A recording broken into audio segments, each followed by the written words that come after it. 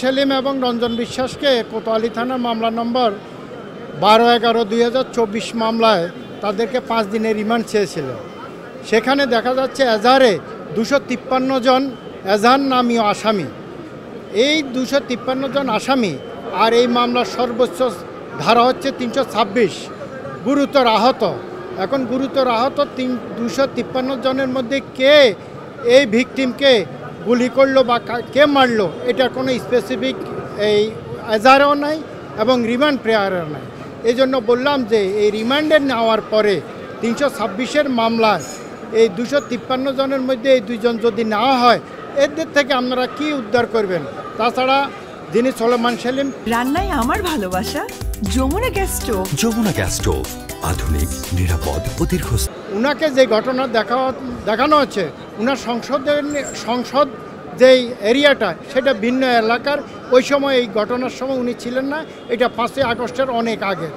তারপরে মাননীয় আদালত বিবেচনা করে এবং সোলেমান সেলিমকে আরও কয়েকবার রিমান্ডে নেওয়া হয়েছিল। এই বিবেচনা করে 2 দিন করে পুলিশ রিমান্ড মঞ্জুর করে। অবৈধ ঢাকা উত্তর সিটি কর্পোরেশনের মেয়র আতিকুল ইসলাম, এদের বিরুদ্ধে তদন্তকারী কর্মকর্তা রিমান্ডের প্রার্থনা করে বলেন যে এই আসামিরা গত 20/7/24 তারিখে বাড্ডা প্রগতি সরণিতে একজন ভ্যান চালক হাফিজুল শিকদার গুলিতে নিহত হয়।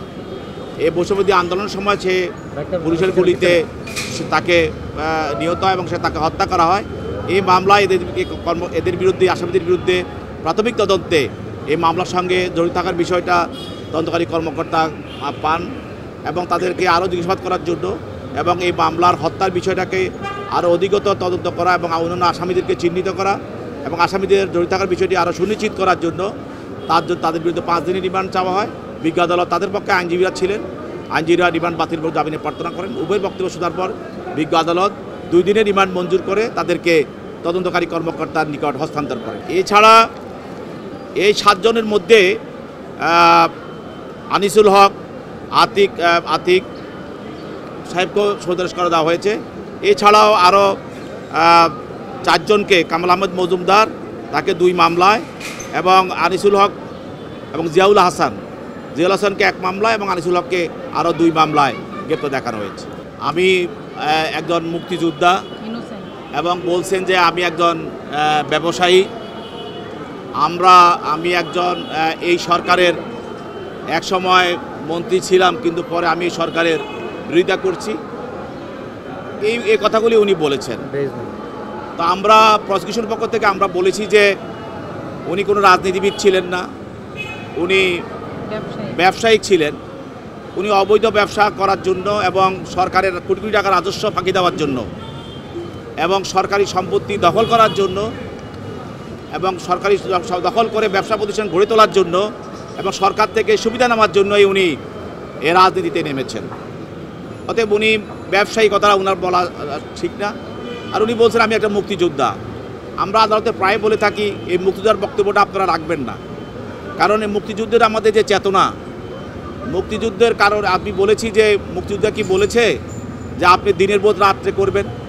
মুক্তিযোদ্ধার কি চেতনা ছিল যে আপনি কোটি কোটি টাকা বিদেশে পাচার করবেন? মুক্তিযুদ্ধের কি চেতনা এই ছিল যে আপনি রাজপথে ছাত্রদেরকে গুলি করে গণতন্ত্রের জন্য, অধিকারের জন্য, তাদের কোটা অধিকারের জন্য তাদেরকে আপনি কোটা বিরোধী অধিকারের জন্য তাদেরকে আপনি গুলি করে হত্যা করবেন? আপনারা বাংলাদেশে মুক্তিযুদ্ধের চেতনাটাকে আপনারা আওয়ামী লীগ অবৈধভাবে মুক্তিযুদ্ধ দাবিদার হয়ে এটাকে ভুলুণ্ঠিত করে দিয়েছেন এবং জনগণের কাছে আজকে মুক্তিযুদ্ধকে আপনারা হেয় করেছেন এবং এই হেয়টা করেছে আওয়ামী লীগ। এবং তারা, আমি বলছি যে আপনারা এই পরিচয়টা দিবেন না, কারণ এই পরিচয় আপনাদের কোনো এখতিয়ার নাই। এই সম্বন্ধে আমি বললাম যে আপনারা এই মুক্তিযুদ্ধকে শেষ করে দিয়েছেন, অতএব পরিচয় দিবেন না।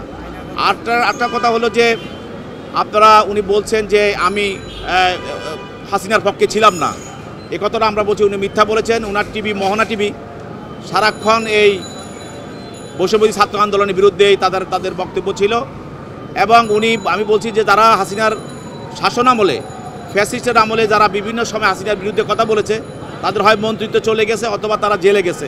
তা আপনি তো কোনো জেলে যান নাই বা আপনার এই প্রতিবাদ বাংলাদেশের কেউ কোনো পত্রপত্রিকা বা মিডিয়াতে কেউ দেখে নাই, অতএব এগুলি আপনি আদালতে মিথ্যা বলছেন।